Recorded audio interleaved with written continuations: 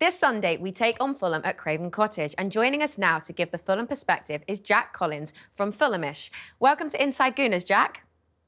Hello, thanks for having me. Always a pleasure. Good. Well, Jack, Fulham have got a very Arsenal feel to them this year, don't they? With 4 ex-Gooners in the team at the moment.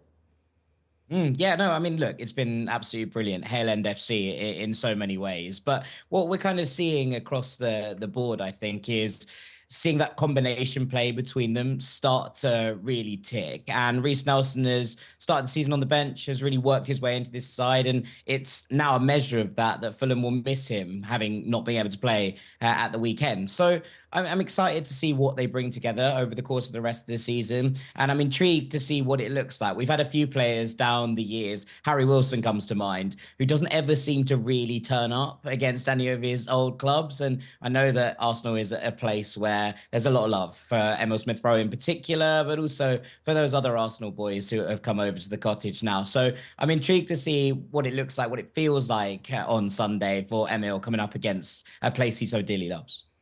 Hail End FC just trying to make a point there, right?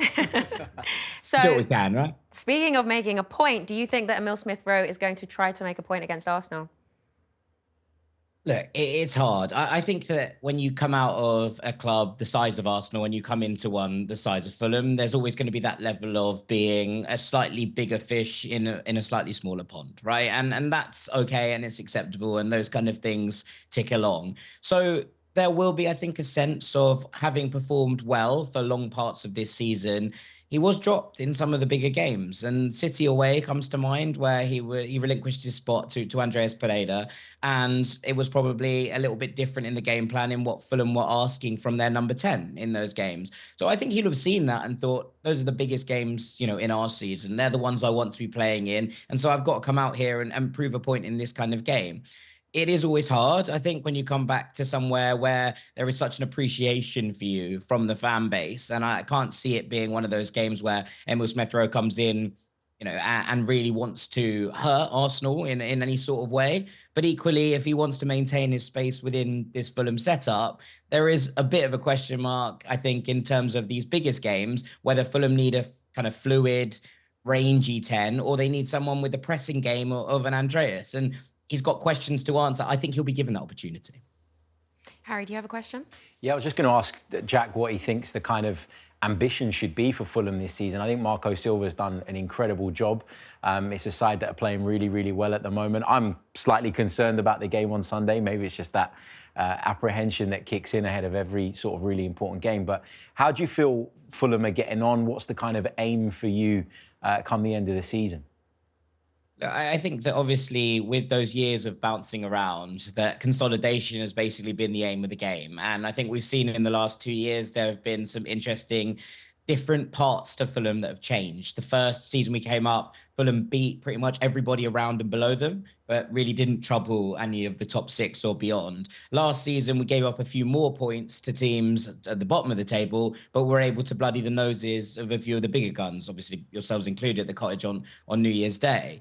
So we're kind of coming to that point, and you look at it and you think, well, what's this season going to be? What's the development? And I think we're seeing a Fulham side that are more adaptable, able to control certain games against weaker opponents, and can play in transition and quicker and more directly against bigger opponents. So that level of being like, can you push that onwards to maybe sneak in the last European spot if it gets down to 8th? Can you go on a cup run whilst maintaining that solidity in the table? And we know that teams have overstretched themselves in the past. We've seen it, I think, from mid-range teams who have ended up suffering for that down the line and longer on. So I think it's a case of making sure that everything's safe, secure, that we're well away from that relegation vortex, and then either kicking on in one of the cups or trying to find the consistency that's been lacking a little bit this year. We've been good for the majority of this season, but that clinicality in front of goal, that consistency has eluded Fulham. And that's the difference, I think, between being in a race for European football or being comfortably mid-table.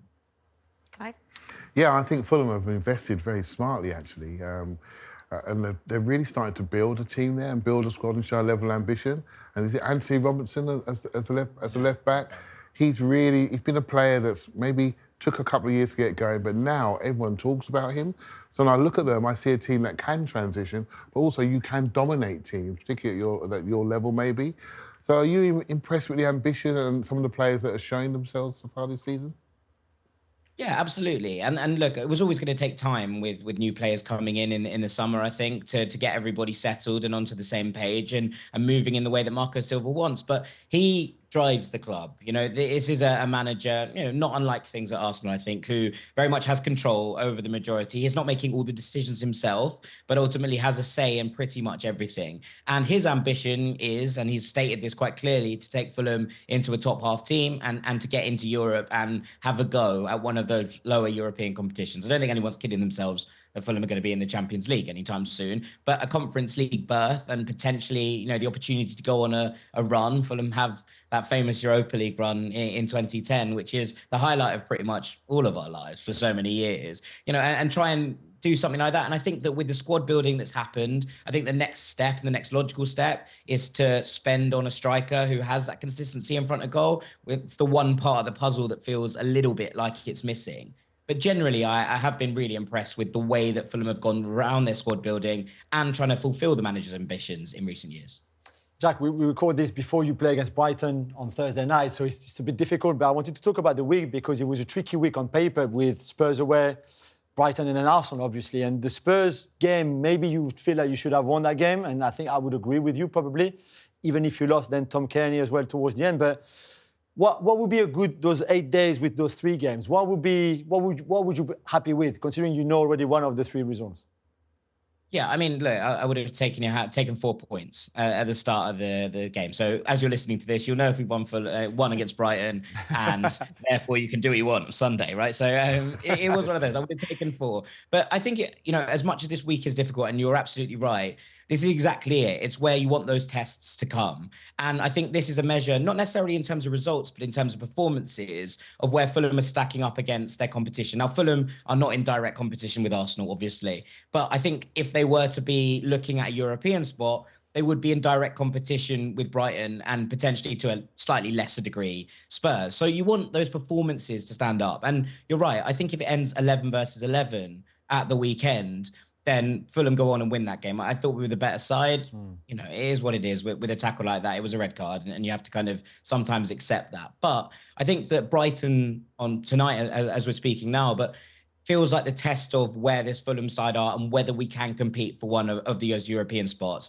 The Arsenal game feels like more of a test of where this Fulham side are in terms of playing, punching upwards, seeing if we can give those kind of bloody noses to teams at the top of the table, because there was a sense of that last year. And I wonder, with the City result not going our way, but the performance going our way, if this now feels like a test, if you can actually start to roll those over the line.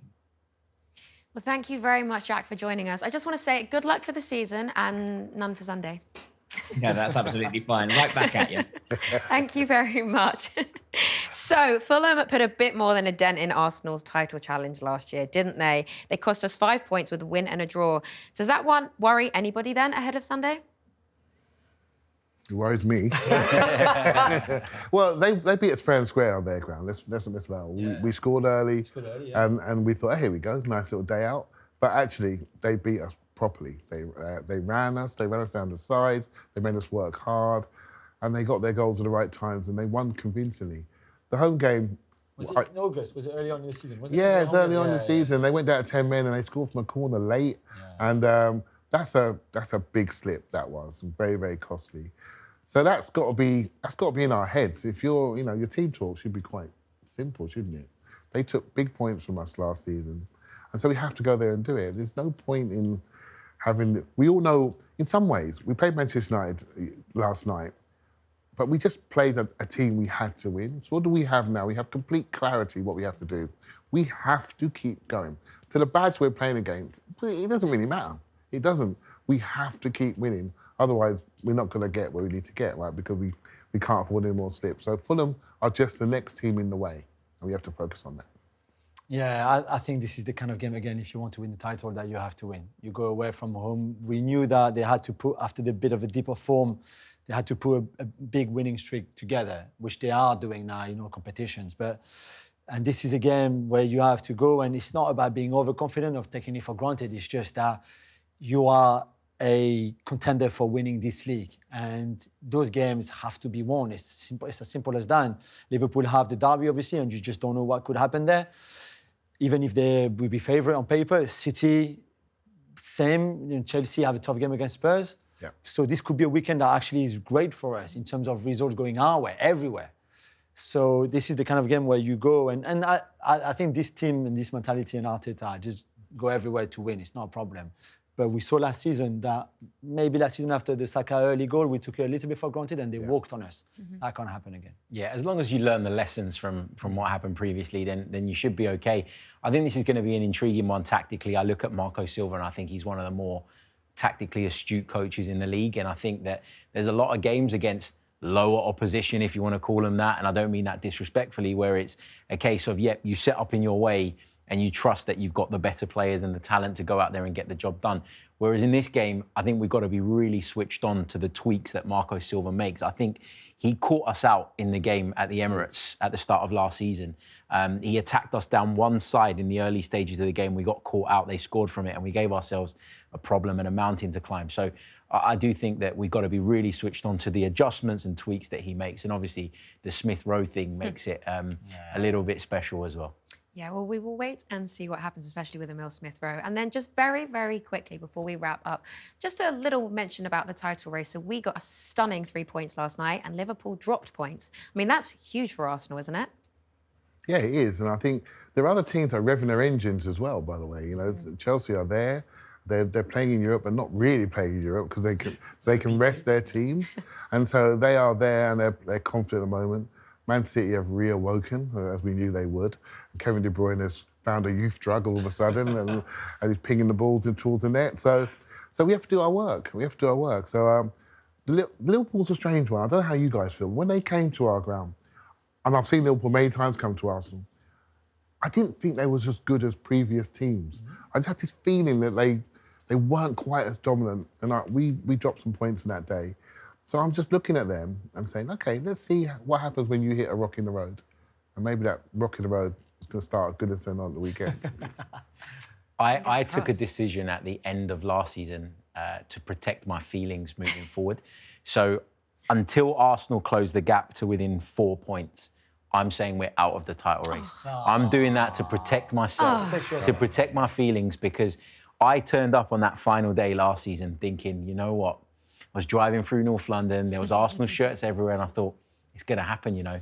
And I was covering the game for radio, so I had the West Ham game in my ears, and Manchester City scored after how long? And I just felt so deflated for the rest of the afternoon. So I'm protecting my feelings, and until it's a 4 point gap, we're out of it as far as I'm concerned.